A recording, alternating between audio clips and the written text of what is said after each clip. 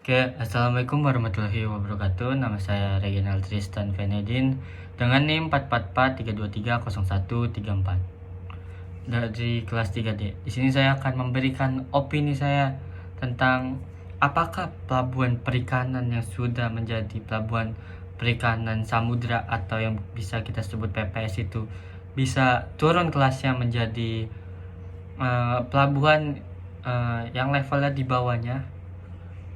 Menurut saya setuju pelabuhan perikanan yang sudah mendapatkan status pelabuhan perikanan samudra atau PPS bisa turun kelasnya menjadi pelabuhan perikanan di bawahnya. Ada beberapa faktor yang mendukung opini saya ini. Yang pertama, disclaimer, ini opini saya juga cari dari beberapa referensi terkait pelabuhan perikanan. Faktor yang pertama itu adalah adanya penurunan aktivitas atau volume pada pelabuhan perikanan tersebut. Contohnya yang saya ketahui, pelabuhan perikanan samudra itu tentunya mempunyai target volume pendaratan perikanan. Yang saya ketahui itu ada 100 CT per harinya, dan menurut saya jumlah kapal yang berlabuh pada pelabuhan perikanan samudra juga memiliki target khusus per harinya, dan ini menjadi salah satu alasan jika volume pada pelabuhan perikanan tersebut menurun signifikan dan konsisten secara signifikan menurun dan tidak ada solusi dari pihak pelabuhannya. Ini bisa menjadi alasan kenapa pelabuhan perikanan yang sudah memiliki status PPS itu bisa turun kelasnya gitu. Faktor yang kedua adalah faktor infrastruktur dan fasilitas pelabuhan pendukung lainnya gitu. Seperti yang saya ketahui, pelabuhan perikanan samudra tentu harus memiliki fasilitas dan infrastruktur yang sesuai dengan standar pelabuhan perikanan tersebut. Contohnya memenuhi standar seperti cold storage, dermaga, dan lain-lain.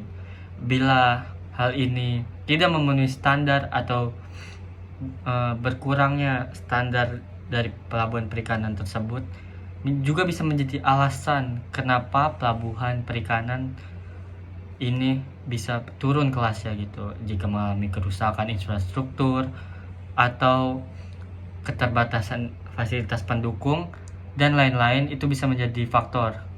Yang ketiga ada faktor kebijakan dan regulasi yang mempengaruhi.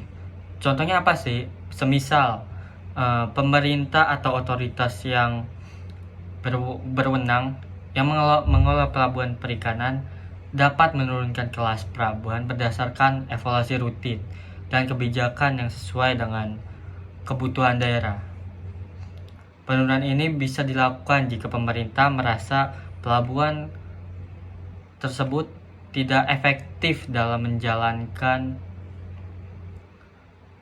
standar operasional pada kesehariannya.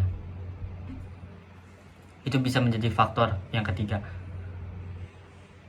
Yang keempat ada faktor ekonomi dari suatu daerah. Apa sih maksudnya?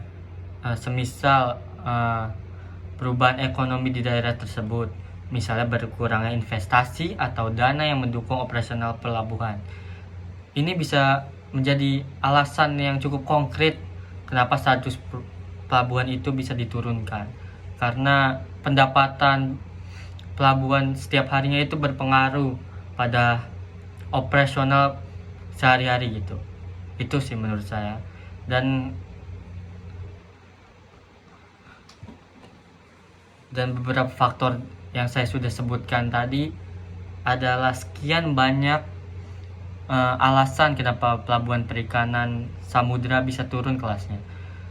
Akan tetapi menurut apa yang telah saya baca dari beberapa referensi yang saya dapatkan, penurunan kelas pelabuhan perikanan ini jarang terjadi, sangat jarang terjadi, karena umumnya pemerintah atau otoritas pelabuhan perikanan yang terkait pasti berusaha sangat keras untuk mempertahankan status pelabuhan melalui perbaikan fasilitas atau peningkatan layanan agar sesuai dengan standar yang ditetapkan itu. Karena menurut saya sayang gitu kalau udah menjadi statusnya udah pelabuhan perikanan kelas atas, pasti ada upaya dari pihak pelabuhan dan pemerintah untuk mempertahankan status itu gitu. Mungkin itu sedikit argumen yang bisa saya sampaikan. Kurang lebihnya mohon maaf. Assalamualaikum warahmatullahi wabarakatuh.